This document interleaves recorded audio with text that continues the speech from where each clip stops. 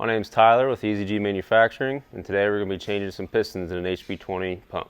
Alright, so to do this job, you're going to need a few tools.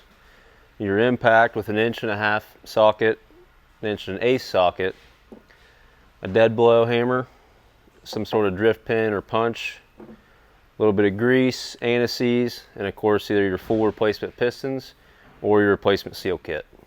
First thing you want to do is drain your water box. You got a 1/2" drain right down here at the ball valve. Make sure it's empty before you start.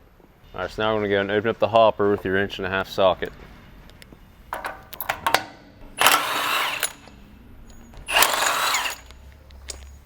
Alright, so now to access the pistons, we're going to start up the machine and using the levers down here, manually run ram 1 and 2 out to the end of the stroke.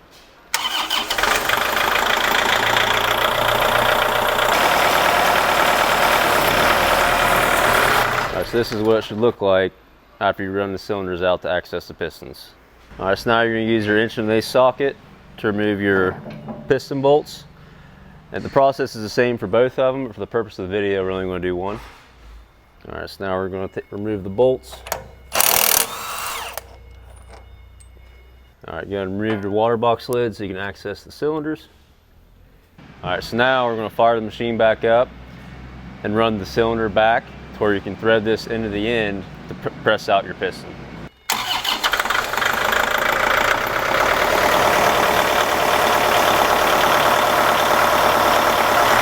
This is what your cylinder should look like before moving forward. Now we're going to take our piston bolts and thread it into the end of the cylinder. Alright, so now we're going to thread our bolt into the end of our cylinder. And just a couple threads in is all you need. Alright, so now we're going to start the machine back up and run our ram 2 out with the bolt in the cylinder, and that'll press out our piston.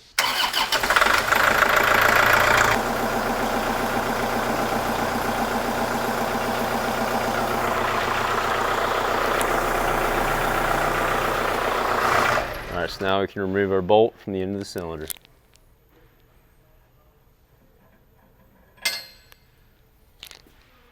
Alright, so if you're just changing your seal kit, not the entire piston, you got your cylinder sides, detent right here, the cylinder goes into. This is where your cup sits on the outside with your bolt head.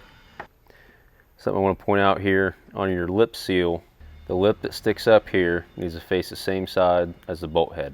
Alright, so if you're not changing just the seals, replacing the whole piston, we sell full replacement kits that have the piston seals already installed. And process is the same, but you just got a little less work cleaning up your old pistons.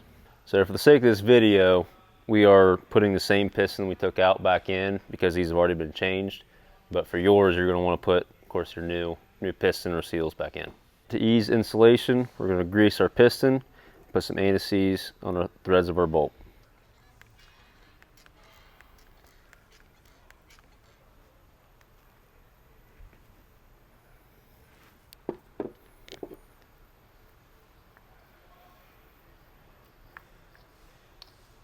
Alright, so now we're going to take our greased piston and put it back in the cylinder.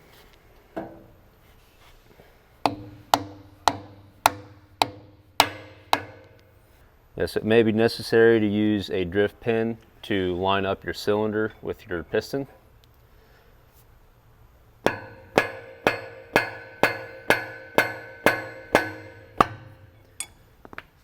So the camera's not picking it up, but with your eye you should be able to see the threads of the cylinder centered with the piston. Alright, so next taking your bolt with your piston cup and putting it back in the piston, threading into the cylinder.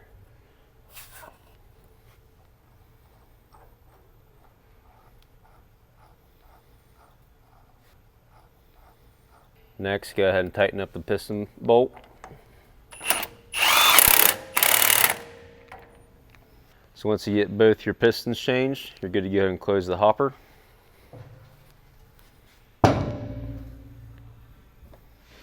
And reinstall your 1" bolts.